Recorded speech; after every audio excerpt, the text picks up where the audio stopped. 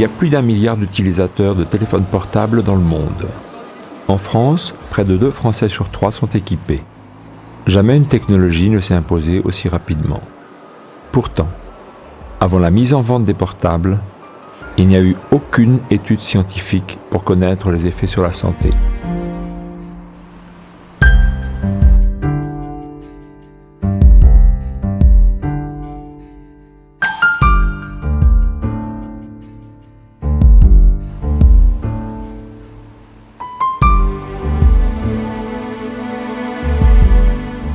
Pour fonctionner, les téléphones mobiles ont besoin de stations de base, également appelées antennes relais.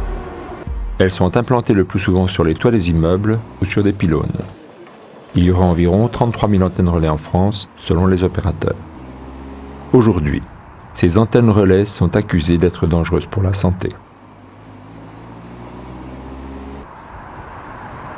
Et il y a surtout les riverains qui ne veulent plus entendre parler de l'installation de ces antennes. Et aujourd'hui, les opérateurs ont un mal fou à installer de nouvelles antennes, dès lors qu'ils ne peuvent pas le faire en toute discrétion, voire, je dirais, de manière quasi clandestine. Donc, ils souhaitent installer de nouvelles antennes, ils ont énormément de mal à en installer de nouvelles.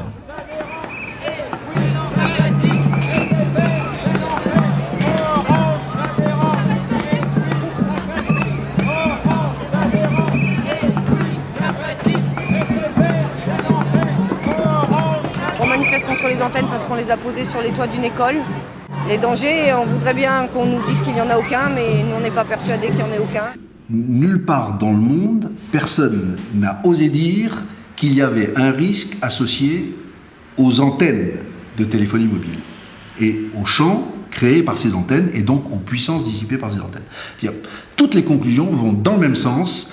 Les antennes, ne perdons pas notre temps.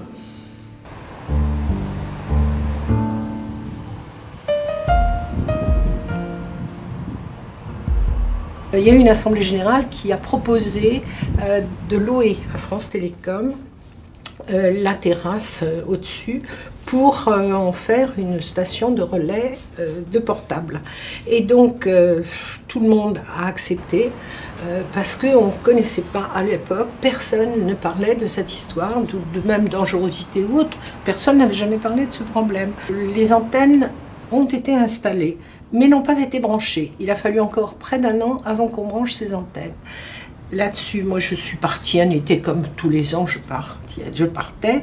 Je suis rentrée en septembre ici, ne sachant même pas que ces antennes avaient été branchées entre-temps. Il ne s'était pas donné la peine d'avertir les gens qui branchaient leur antenne. Bon. Et je suis arrivée dans cet appartement, j'ai commencé à avoir des phénomènes bizarres, très bizarres. D'abord des nuits sans sommeil, alors que je dors vraiment comme un bébé, et mon mari aussi. Et puis j'ai commencé à avoir des vertiges, des nausées, des maux de tête au réveil effrayants. Je n'ai jamais eu de maux de tête de ma vie. Et au bout de quelques temps, j'ai commencé à faire des chutes. La dernière chute grave, c'était ici dans le salon. Je me suis effondrée tout d'un coup après avoir eu un très très gros phénomène de vertige. Je suis tombée complètement même disons une incapacité à m'exprimer. J'étais vraiment en crise, genre crise épileptique. On a appelé la salpêtrière, docteur Anne, Isabelle Anne, qui m'a dit venez tout de suite. Elle a pensé au pire, elle a pensé à une tumeur au cerveau, enfin à des choses pas drôles du tout, hein, et surtout à quelque chose au niveau encéphalique ou une hémorragie cérébrale. Je suis restée quand même en tout 5 jours à l'hôpital. Et il se trouve qu'au bout du 2e jour, j'ai commencé à me sentir mieux. C'est-à-dire que je réalisais un peu que j'étais alors qu'avant je réalisais rien du tout, j'étais complètement abrutie. Et au bout de 4 jours, plus rien, absolument plus aucun symptôme. Elle s'est dit, écoutez, je vois pas pourquoi je vais vous garder, puisque vous êtes en pleine forme, vous allez rentrer chez vous. Et s'il y a quoi que ce soit, vous me rappelez.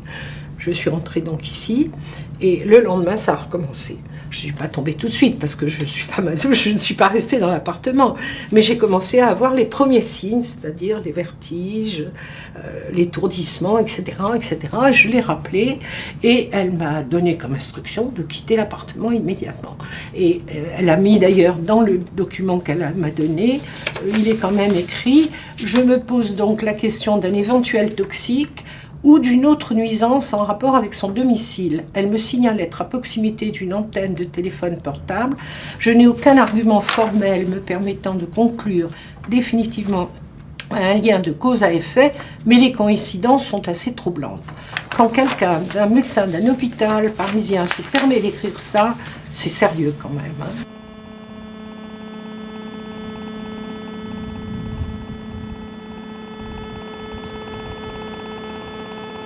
Je ne peux plus habiter mon appartement et j'habite chez mes enfants.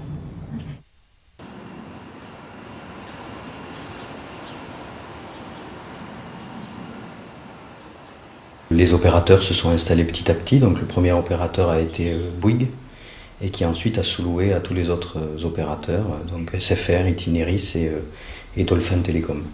Je fais de la musique en amateur, là j'ai une pièce donc, qui est toute équipée. Et en fait, j'ai des problèmes parasites, surtout tous les préamplificateurs de guitare acoustique, tous les micros équipés de préamplificateurs.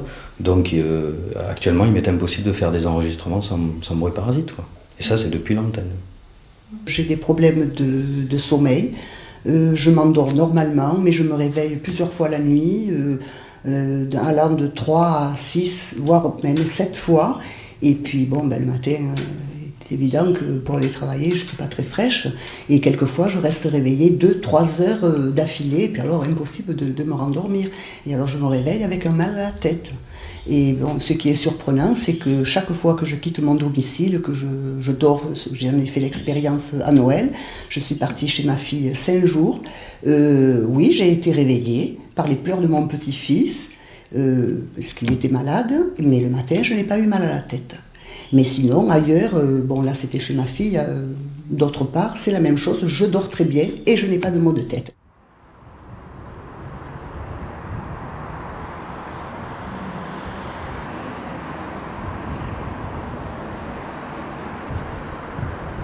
Mon ami, pas dès le départ, hein, au bout de peut-être 6-7 mois qu'on habitait ici, il a commencé à avoir des vertiges et des suffocations la nuit, voilà, enfin, il s'étouffait la nuit, quoi. Et surtout, bon, beaucoup de vertiges, des problèmes aussi aux yeux. Il a fait plein d'analyses médicales, que ce soit des scanners de la tête, des examens neurologiques. Ils ne lui ont jamais rien trouvé. J'ai 3 enfants. L'aîné n'a rien. Moi-même, personnellement, j'ai pas de problème. Mais mes 2 filles, que ce soit Margot qui a 11 ans, elle, ce qu'elle dit, c'est qu'elle a des flashs dans les yeux, parfois. Et la petite qui a 7 ans a des maux de tête. À chaque fois que mon ami revient dans cet appartement, il a à nouveau des vertiges. Et dès qu'il part ailleurs, que ce soit à la campagne, à la montagne, donc il n'a plus rien. C'est sûr que les troubles ne sont pas apparus tout de suite, c'est venu petit à petit. Mais disons que mes enfants ont beaucoup de maux de tête. Ils ont aussi les papillons dans les yeux, moi aussi d'ailleurs. On ressent des troubles de la mémoire, beaucoup en ce qui me concerne, de l'insomnie. J'ai un petit garçon de 3 ans qui n'arrive pas à faire ses nuits, c'est sans arrêt l'insomnie, on n'arrive pas à combattre ça. Et donc malgré tous les examens qu'on ait faits, notamment sur mon aîné qui a sans arrêt mal à la tête, des vertiges, elle est même tombée dans les pommes, il n'y a rien, on ne trouve rien. Donc en parlant avec les voisins, on s'est tous rendu compte qu'en fin de compte, on avait tous les mêmes symptômes. Les gens qui sont en fait en hauteur, quoi. Enfin, les 3 premiers étages, que ce soit dans l'immeuble, en dessous les antennes, et nous, en fait, tout le long, quoi. C'est des gens qui ont pratiquement toujours ces symptômes-là. Moi, personnellement, j'ai du mal à dormir et pas mal de trous de mémoire. Je m'étouffais, j'avais mal à la tête, j'avais des vertiges atroces. Personne prend vraiment les problèmes de santé sérieux que les enfants ils ont, que même nous on ressent, quoi.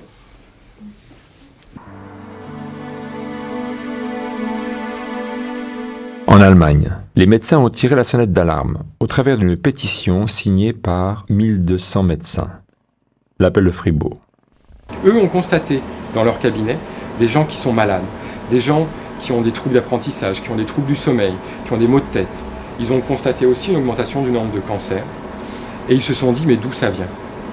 Et tous les autres médecins signataires ont fait de même. C'est-à-dire qu'ils ont cherché sur leurs patients qu'est-ce qui pouvait se passer. Ils n'ont rien trouvé. Ils ont cherché dans l'environnement de leurs patients qu'est-ce qui se passait. Quasi systématiquement, ils ont retrouvé des antennes relais ou une utilisation abusive de téléphones portables.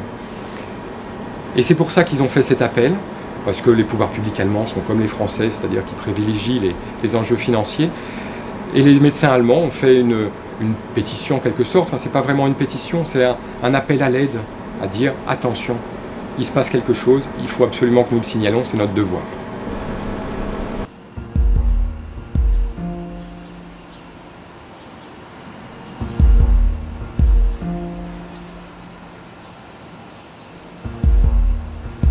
On nous a installé en une journée, le 11 novembre 1998, un monstre de 40 mètres. Depuis 1984, nous élevons notre propre consommation de volailles. Donc tous les ans, nous gardions 4-5 poules. Et dès qu'elles pondaient, on récupérait les œufs. Et puis soit il y avait des poules qui couvaient, soit nous faisions fonctionner notre propre couveuse. Et puis au printemps 99, comme tous les ans, mon mari a mis la couveuse en état de marche. Et puis il n'y a rien eu. Les mois ont passé et puis mon mari est devenu insomniaque. Mais bon, c'est tellement quelque chose de commun qu'on se posait toujours pas de questions.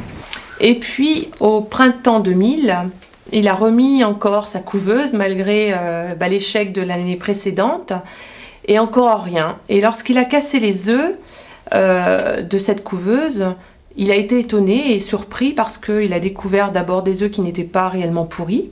Des œufs qui, certains sont prêts, on pourrait faire une omelette, et puis d'autres où il y avait des débuts d'embryons avortés. Et puis on a eu une poule qui a voulu couver. Alors donc c'est comme c'était une grosse poule, on lui a mis 13 œufs. Et sur les 13 œufs, nous n'avons eu que 2 poussins. Et il a eu la bonne idée aussi de casser les œufs qui restaient. Et lorsqu'il a cassé les œufs qui restaient, il a découvert à peu près à l'identique ce qu'il avait trouvé quelques semaines avant dans sa couveuse. Mon mari, qui est de la campagne, m'a dit « Attends, je n'ai jamais vu ça ». Et c'est juste vraiment à partir de ce printemps 2000 qu'on s'est posé, qu'on a essayé de réfléchir et se dire qu'est-ce qui a changé dans notre environnement. Le seul élément qui est changé dans notre environnement, puisqu'on habite à la campagne, c'est ce pylône. Mais qu'est-ce que c'était que ce pylône ? Donc il a fallu faire des recherches parce qu'on ne savait même pas que c'était un pylône de station de téléphonie mobile. Avant 99, lorsque l'on mettait la couveuse en état de fonctionnement, on avait en gros, on va dire 70% de réussite. Depuis 99, donc on a, allez, on va être gentil, on va dire 30% de réussite auprès d'une couveuse. Au niveau des poules, lorsqu'une poule couvait, on avait au minimum, je dis bien au minimum, 80% de réussite. À l'heure actuelle, lorsqu'on a 50%, on est vraiment hyper heureux. Mais c'est très très rare. L'année dernière, ma fille a perdu 12 kilos en moins d'1 an.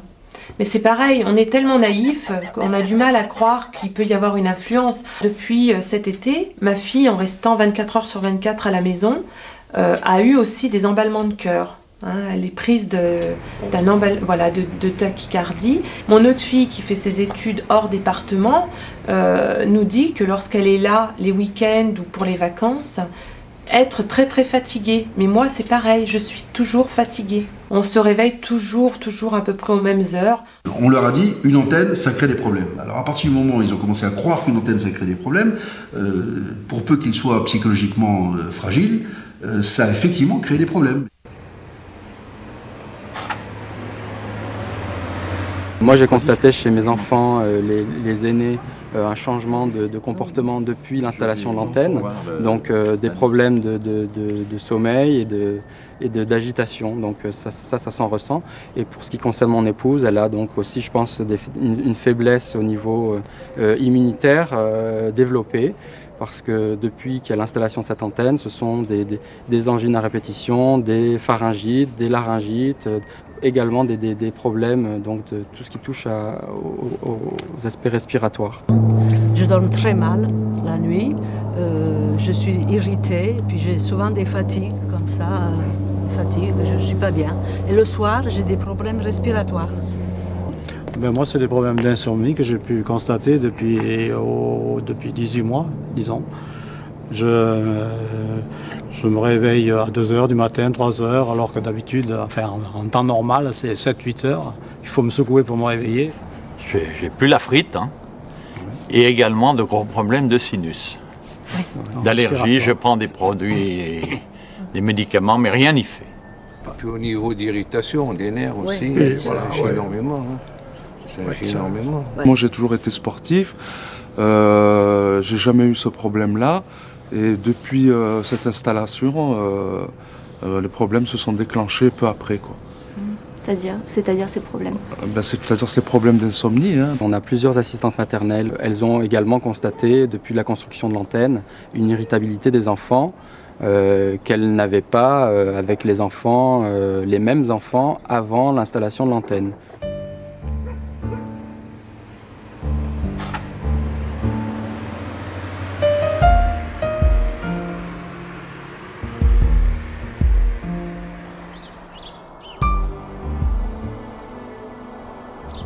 Voilà à peu près 7 ans.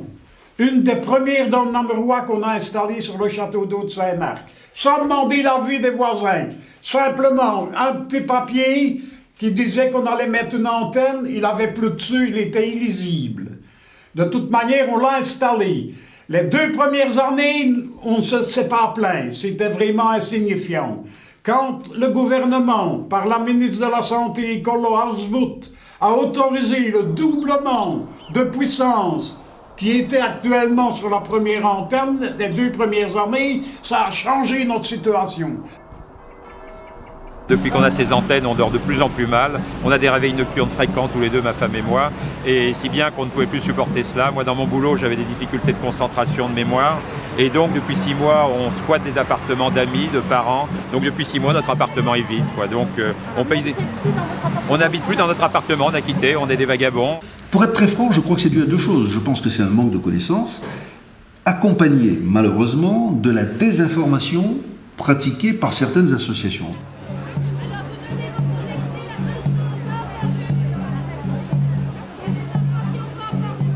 Une antenne relais émet des ondes électromagnétiques. Les ondes, chargées de transmettre l'information vers les portables, sont appelées ondes porteuses. Chaque onde porteuse peut traiter jusqu'à 8 communications de portables en même temps. L'onde porteuse traite les portables un par un. Ainsi, le premier téléphone portable reçoit l'information de l'onde porteuse, pendant que les autres portables sont en attente. Puis c'est au tour du deuxième portable d'être traité par la même onde porteuse. Chaque portable reçoit donc un signal tous les 1/8 du temps seulement, et il est en attente pendant les 7/8 du temps restants. Les communications des portables sont donc fractionnées, mais à des intervalles de temps très courts, ce qui fait que notre oreille a l'impression d'une communication continue. On appelle ce système le multiplexage temporel. Les antennes, tout comme les téléphones portables, lorsqu'ils sont en veille, fonctionnent en permanence, même en l'absence de communication téléphonique. Un GSM, même en attente, en stand-by, même quand vous n'avez pas d'appel, est en liaison avec cette antenne et émet des impulsions de haute fréquence très minimes, mais fréquentes, toutes les 5 à 10 minutes, parfois même toutes les 3 à 4 minutes, et vous avez donc comme ça une liaison constante avec la station de base. La téléphonie mobile actuelle fonctionne sur la bande des fréquences voisines de 900 MHz ou 1800 MHz. Ce sont des hautes fréquences ou hyperfréquences, c'est-à-dire des micro-ondes. Mais le multiplexage temporel génère aussi ce qu'on appelle des très basses fréquences. Or, ces très basses fréquences, appelées ELF, ont été classées comme peut-être cancérigènes pour l'homme par l'OMS. En effet, sans que le lien de cause à effet n'ait pu être expliqué, il existe un consensus scientifique sur le fait que les ELF provoquent ou au moins facilitent certains types de leucémie. De plus, ces très basses fréquences interfèrent avec les ondes électriques du corps humain, notamment avec les ondes alpha et delta du cerveau. Il pourrait y avoir effectivement une interférence, donc des dysfonctionnements de nos champs électriques internes qui ne sont pas du tout négligeables, sous l'effet de champs électriques externes. Selon certains scientifiques, les problèmes de santé générés par la téléphonie mobile seraient liés à la fois aux micro-ondes et à la présence de ces très basses fréquences. Sur le téléphone portable, les études ont commencé en fait très tard, c'est-à-dire que le téléphone portable, les premiers datent de 1984 aux États-Unis. Il n'y a pas eu une étude à l'époque quand on a mis en vente ces premiers appareils, parce qu'on disait ça doit pas normalement, à ces faibles puissances, ça doit pas avoir d'effet. Donc les études ont commencé en fait 10 ans plus tard, à la suite des premiers procès pour cancer aux États-Unis. Il y a deux aspects dans la nocivité des téléphones mobiles et dans la nocivité des ondes à haute fréquence, puisqu'on appelle ça les hyperfréquences, haute fréquence ou les micro-ondes. Il y a deux aspects. D'abord, l'aspect thermique, c'est-à-dire l'aspect chaleur. Lorsque vous soumettez un corps vivant, ou même un corps mort qui contient beaucoup d'eau, à des micro-ondes, il y a échauffement. C'est ce qu'on recherche dans le four à micro-ondes. Et lorsque vous soumettez donc un individu, on va s'apercevoir que son corps s'échauffe, d'abord en surface, puis plus en profondeur. Cet échauffement peut provoquer des destructions de tissus. Nous sommes composés de protéines qui sont des substances extrêmement fragiles, et il peut y avoir destruction de tissus. Ça, c'est l'aspect thermique. Et toutes les normes actuelles qui sont faites dans le monde, je répète, toutes les normes actuelles qui sont faites dans le monde sont basées sur cet effet chaleur, uniquement sur cet effet chaleur.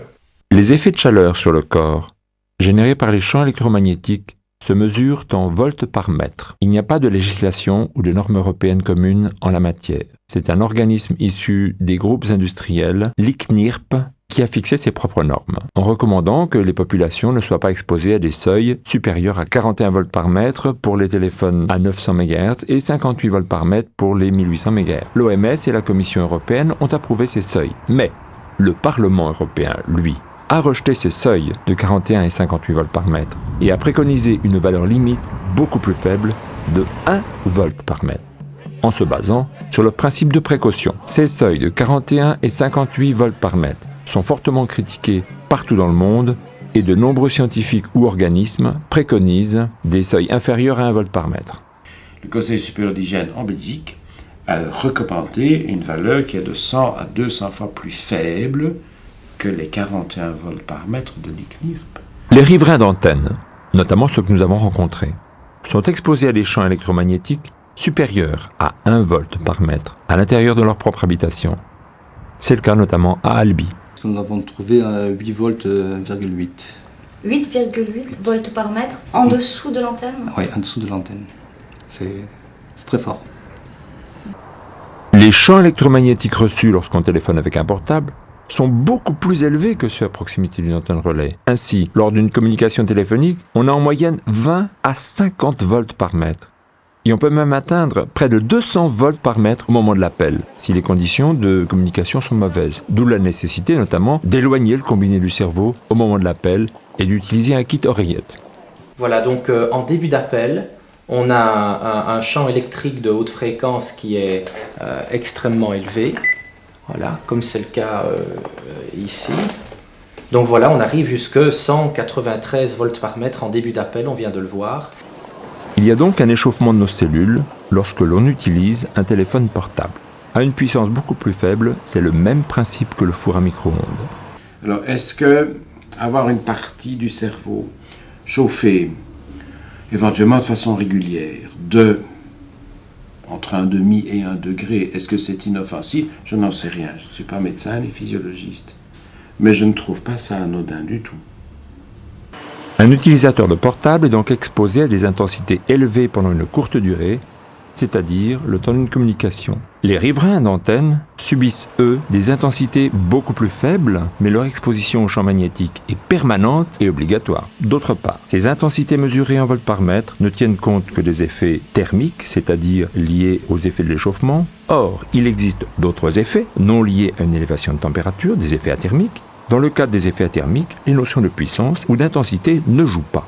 Il y a d'autres effets, et ceux-là ne sont pas pris en compte par l'ICNIRP. Les effets non thermiques, c'est pas lié à l'échauffement, c'est lié à une sorte d'interférence entre ces oscillations et les oscillations propres aux cellules qui se trouvent gênées par ces oscillations. Et là, on ne sait pas encore très bien tous les mécanismes biologiques, mais enfin, en tout cas, on le constate, et de très nombreuses recherches en laboratoire les constatent.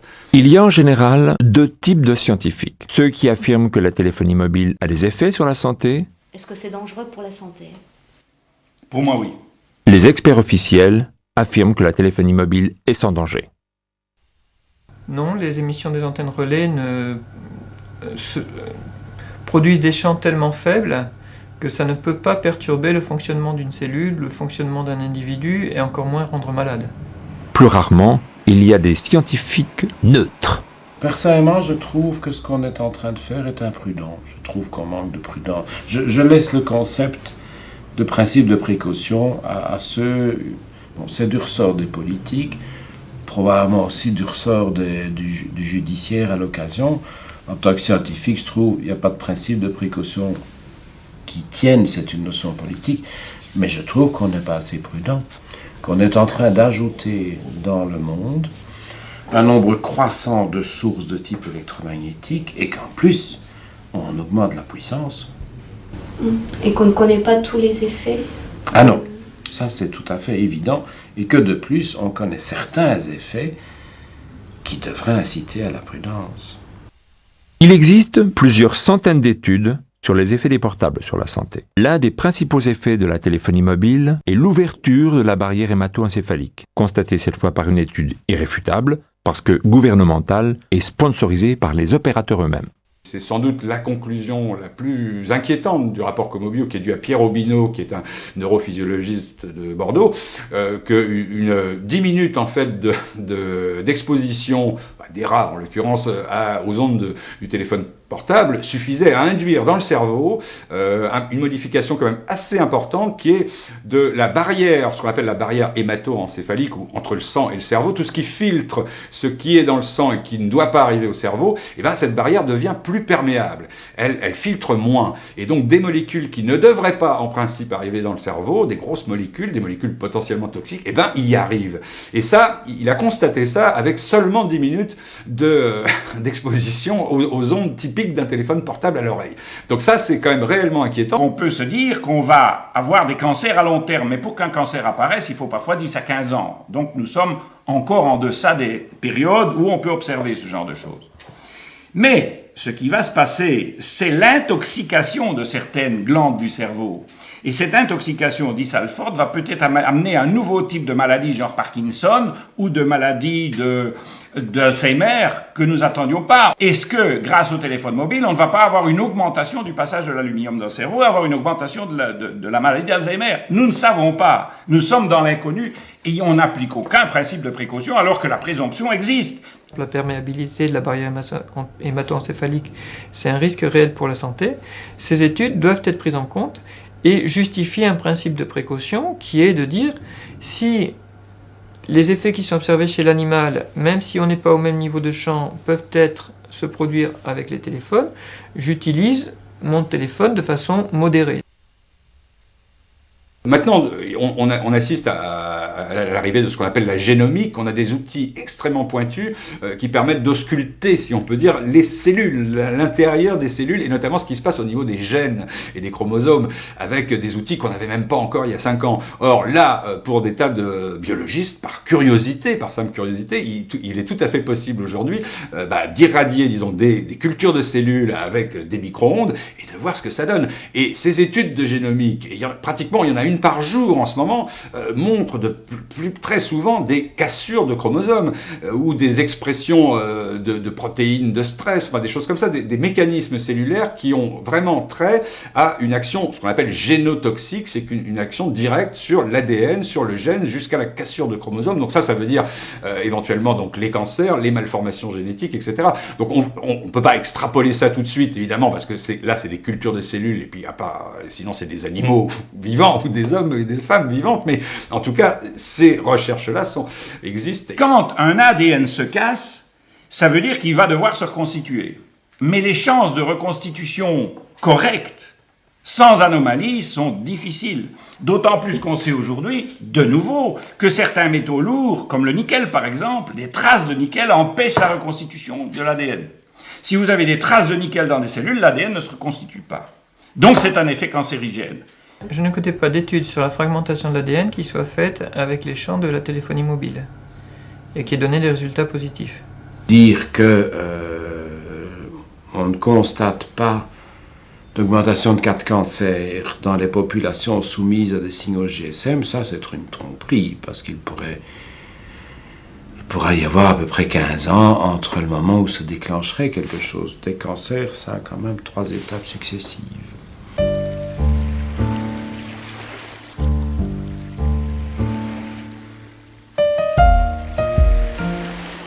Nous sommes vraiment groupés entre le 4e et le 8e, avec tous des gens, on a tous quelque chose. Mon épouse a développé un cancer vasocellulaire, il y a 3 ans maintenant, à l'œil. Jusqu'à ce que l'antenne soit établie, elle n'avait jamais eu de problème. J'ai déclenché il y a 3 ans un cancer du côlon. Bon, sur cela, ça s'est bien passé pour la raison que j'ai été opéré à temps.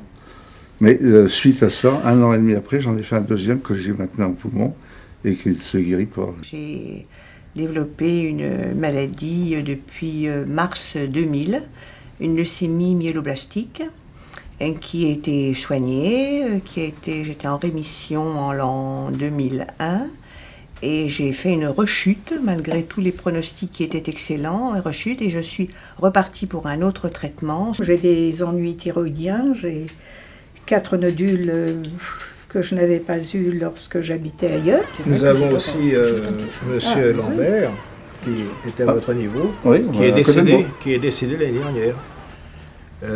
Ça a commencé par un cancer de la prostate, qui a été opéré, et qui finalement est revenu avec des complications cardiaques. Et il est décédé l'année dernière.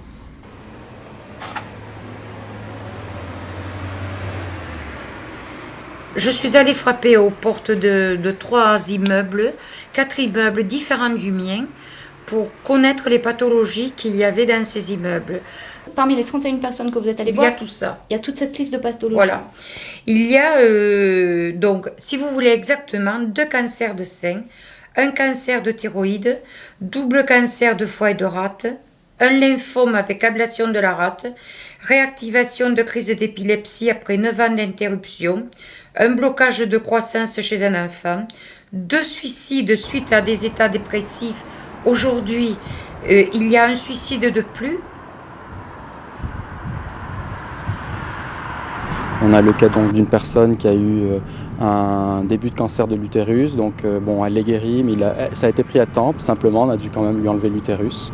Donc ça devient préoccupant. Pour mon cas personnel, j'ai une maladie qui s'est déclarée il y a à peu près 6 mois, qui est une maladie assez rare, qui est un lupus, qui est une maladie auto-immune où en fait mon organisme lutte lui-même contre des organes sains au lieu de lutter contre des infections ou donc des bactéries ou des virus. Donc c'est aussi un cas assez préoccupant. D'autres effets ont été constatés, notamment des perturbations des régulations membranaires, une diminution de la mélatonine, une baisse de l'immunité et divers effets neurologiques. Ce syndrome des micro-ondes, qui rappelle les symptômes évoqués par les riverains d'antenne, a été constaté lors de l'affaire de l'irradiation de l'ambassade américaine à Moscou par les Russes pendant la guerre froide. Vous avez là le rapport Lilienfeld dans son intégrité.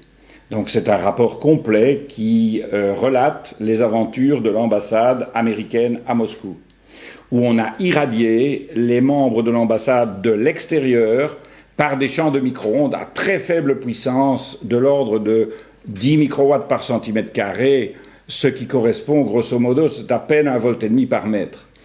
Et les taux de mortalité dans cette ambassade ont été extrêmement élevés, et aussi les maladies assez rares, comme le cancer des testicules, etc., qu'on a vu apparaître dans des enfants qui manquaient de concentration, des cancers du sein chez les femmes. La statistique de maladies dans cette ambassade était la plus forte statistique mondiale de toutes les ambassades américaines. Et on a pu mesurer par après que c'était une ceinture de micro-ondes qui pénétrait dans l'ambassade. Pourtant, de même que les plaintes des riverains d'antenne ne sont pas prises en compte, les études qui montrent les effets de la téléphonie mobile sont pour la plupart contestées par les rapports officiels. En fait, on donne des bonnes notes et des mauvaises notes aux différentes recherches. Parce qu'il y a des recherches qui tentent à dire, on n'a pas trouvé de résultats dangereux pour la santé. Alors là, ces recherches, il y a jamais rien à dire sur elles. Par contre, il y a plein de recherches qui disent, nous, on a trouvé des problèmes sur le sang, sur le cerveau, sur les cancers, etc. Alors là, à chaque fois, c'est, oui, mais alors là, cette recherche est critiquable. Oui, mais elle a été faite avec un échantillon trop petit. Oui, mais elle n'a pas été vraiment bien faite. Oui, mais elle a été... Alors des fois, on dit simplement, elle a été critiquée. On ne sait même pas exactement pourquoi. Ou alors on dit, oui, mais c'est trop récent. Ou alors, ça n'a pas encore été répliqué. Ou pas suffisamment. Il faudrait attendre que ça soit refait par d'autres laboratoires. Enfin, c'est tout un répertoire d'argusties, en fait, qui consiste donc à écarter tout ce qui va dans le sens un peu d'un danger pour la santé, alors que jamais ce type de remarque n'est faite sur les recherches qui sont rassurantes. Pour discréditer une étude qui montre des effets nocifs, le moyen le plus simple pour les industriels est de répliquer cette étude. Ainsi, les industriels refont l'étude, la financent, mais changent les protocoles de manière à ce qu'on ne retrouve pas les mêmes résultats que précédemment. C'est ce qui a été fait par exemple pour l'étude des docteurs Lei et Singh qui avait montré des cassures d'ADN, donc un effet cancérigène. Motorola a répliqué cette étude en changeant les protocoles, et a ensuite conclu que l'étude du docteur Lei n'était pas valide, puisqu'en la refaisant, on n'arrivait pas au même résultat. Une note interne, échangée entre deux responsables de Motorola, affirme ainsi « Je pense que nous avons bien miné le dossier Lei-Singh ». Il existe d'autres moyens pour produire des études qui ne montrent aucun effet. Ainsi, par exemple, si certains effets ne se constatent qu'au bout de 6 semaines d'observation en laboratoire, il est facile de faire une étude qui ne dure que 4 semaines et de conclure ensuite que l'on n'a pas constaté d'effet nocif. Les équipes, par exemple, sur l'immunité, ont montré qu'en 4 semaines, c'est Chagnot en 99, il n'y avait aucun effet sur l'immunité. D'autres équipes, par exemple Pioli en 2000, ont montré qu'en 10 semaines, il n'y avait aucune action sur l'immunité. Et pourtant, d'autres équipes avaient montré avant qu'il fallait quelquefois aller jusqu'à 6 mois, même 1 an, pour prouver les résultats de très faibles doses sur l'immunité. En revanche, les études qui ne montrent pas les dangers ne sont, elles, jamais critiquées. Pour ne prendre qu'un exemple, on peut citer l'étude de Johansen, une étude épidémiologique danoise publiée en 2001. Présentée comme la plus importante étude jamais réalisée, cette étude n'avait trouvé aucune augmentation de cancer du cerveau ou de leucémie chez les utilisateurs réguliers des portables. Cette étude avait été citée dans la presse internationale comme la preuve définitive que les téléphones portables étaient inoffensifs. Pourtant, personne n'est allé vérifier les sources de cette étude financée par les industriels. À y regarder de plus près, on constate que la majorité des personnes étudiées n'utilisaient un portable que depuis 3 ans. Les auteurs eux-mêmes avaient mis en garde sur le fait qu'on ne pouvait pas déduire de leur étude une absence d'effet cancérigène du portable. En effet, selon eux, les personnes ayant eu une utilisation intensive ou prolongée du portable représentaient un échantillon trop petit dans leur étude. L'étude n'a donc porté que sur les effets à court terme, alors qu'un cancer peut mettre 10 ans à se déclarer. En aucun cas, il n'était donc possible d'en déduire que le portable n'est pas cancérigène ou non nocif à long terme. Or, c'est ce qui a été fait. D'un côté, les études indépendantes qui montrent les effets dangereux sont donc ignorées ou critiquées. De l'autre côté, on ne prend en compte que les études qui ne montrent pas d'effet pour la santé, d'où la situation actuelle. Des opérateurs qui peuvent se permettre d'affirmer qu'aucune étude n'a prouvé la dangerosité de la téléphonie mobile et des autorités publiques qui assurent leurs arrières en affirmant que les études sont contradictoires et qu'en l'état actuel des connaissances, il n'est pas possible de conclure à un risque pour la santé.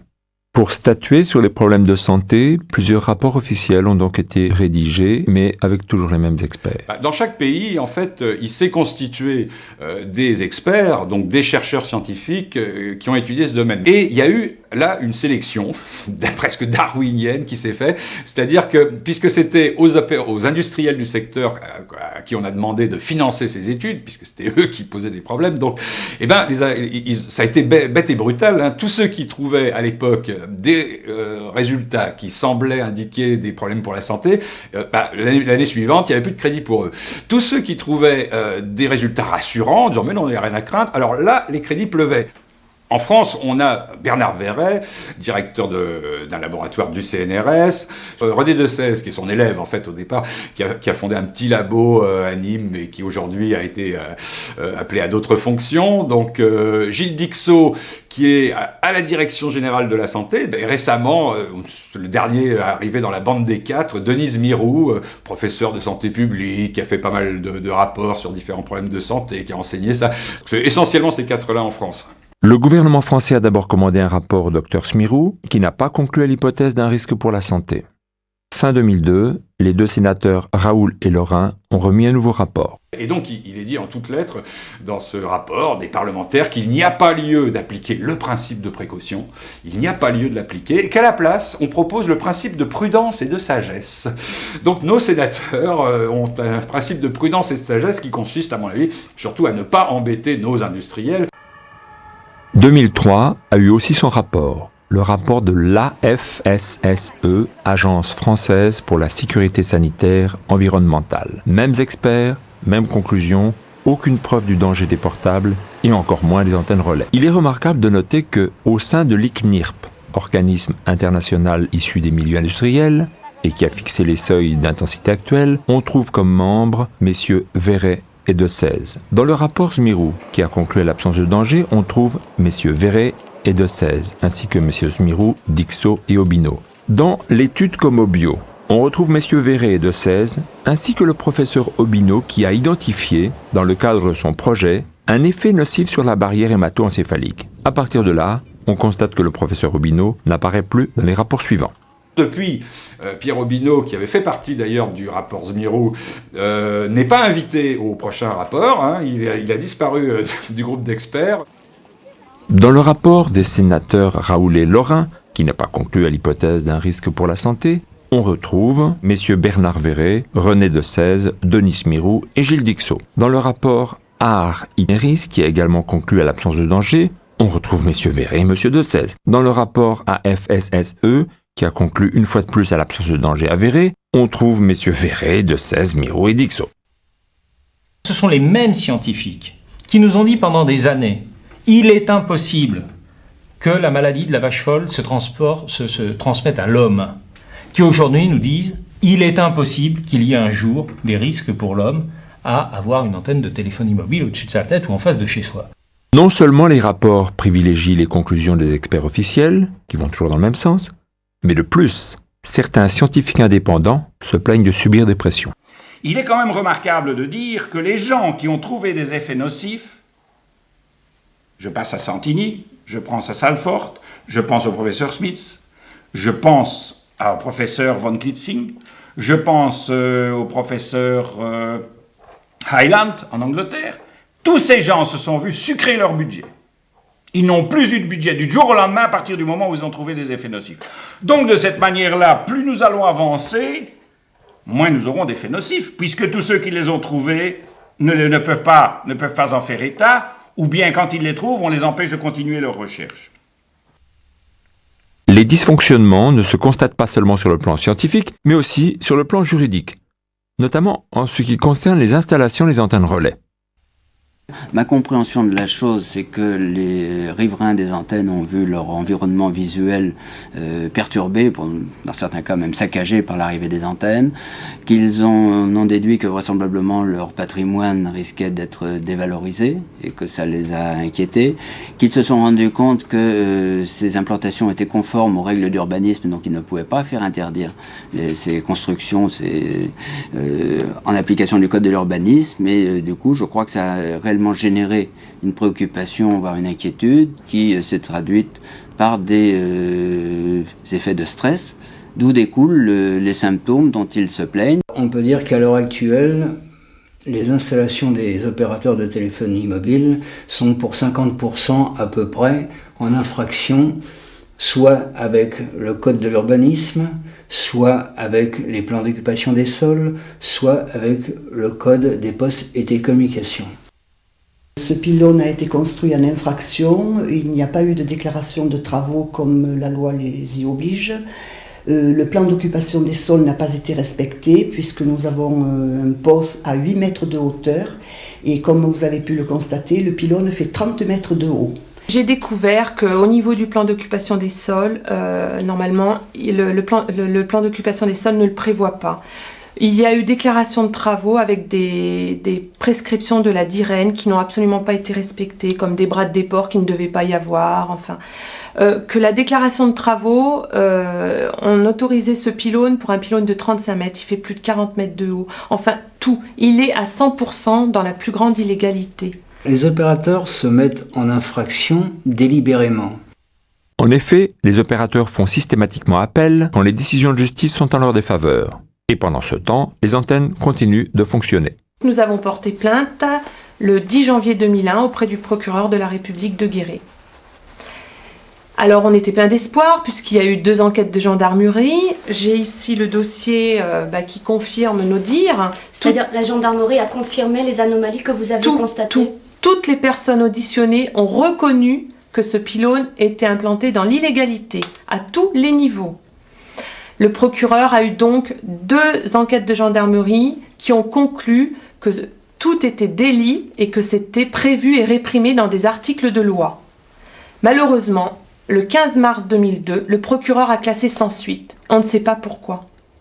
Les particuliers qui vont porter plainte, ils les auront à l'usure et avec l'argent. Tout simplement parce qu'eux ont les moyens et que les particuliers n'ont pas les moyens de poursuivre de tribunaux en tribunaux, comme ça en justice, payer des avocats, et peut-être, à la fin du compte, malgré qu'ils aient raison au départ, être quand même condamnés à la fin. Plusieurs maires ont pris des arrêtés municipaux afin d'encadrer l'implantation des antennes.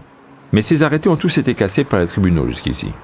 Dans le sud de la France, une 60aine de maires sont actuellement au procès contre les opérateurs.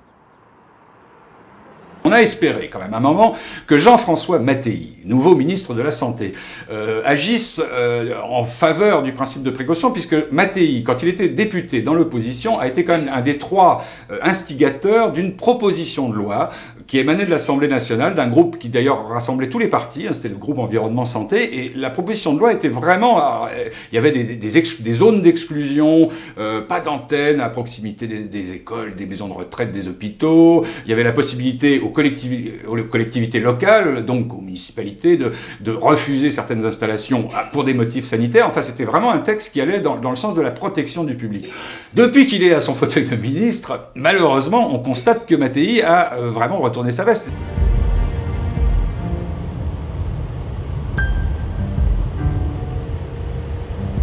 Les solutions préconisées par divers scientifiques et par des associations passerait par l'abaissement des seuils d'intensité à moins de 1 volt par mètre, pour tenir compte des effets thermiques.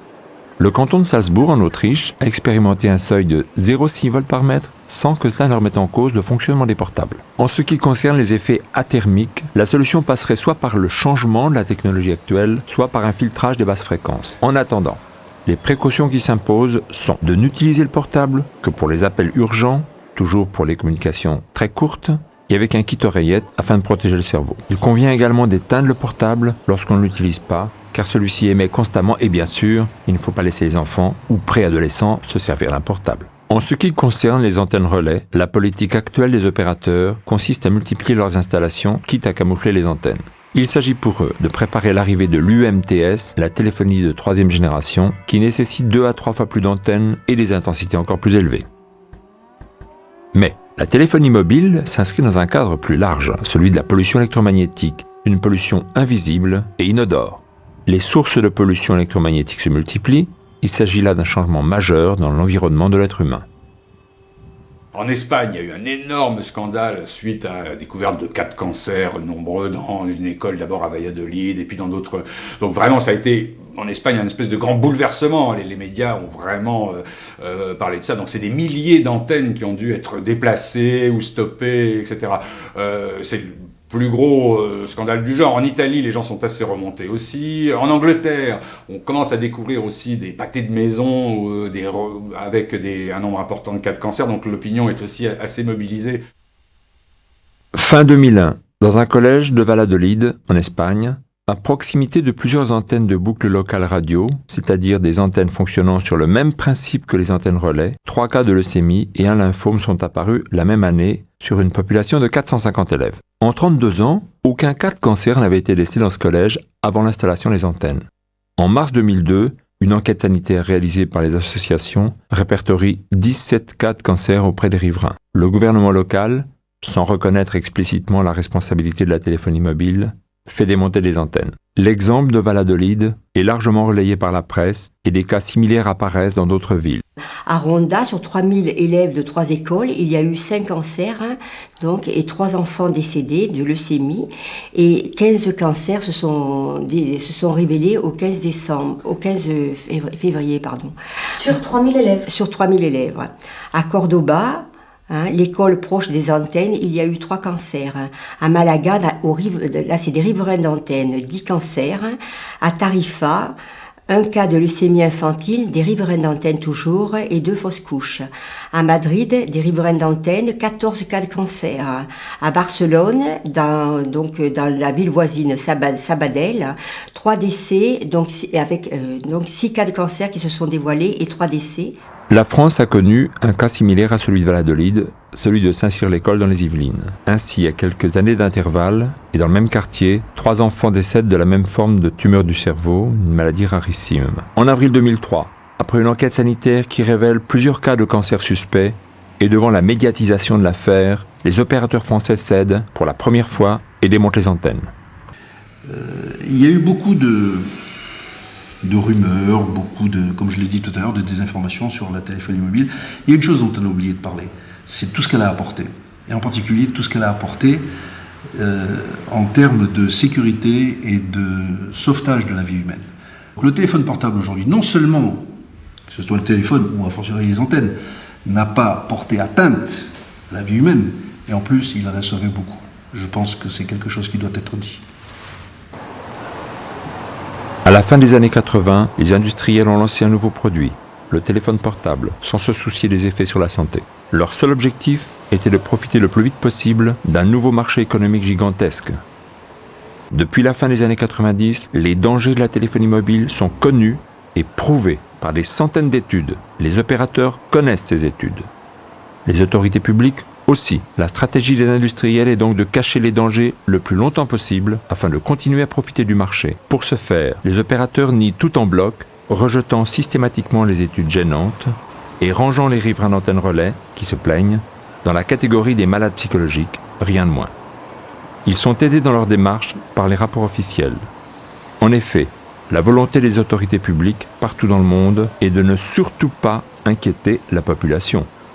Là encore, pour des raisons économiques, le scénario est toujours le même, comme pour le tabac et l'amiante.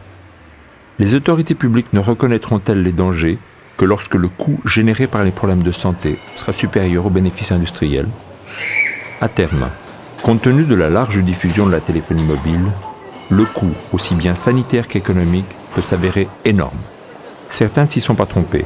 C'est le cas de la plupart des compagnies d'assurance qui désormais refusent d'assurer les opérateurs et donc de payer pour les conséquences à venir.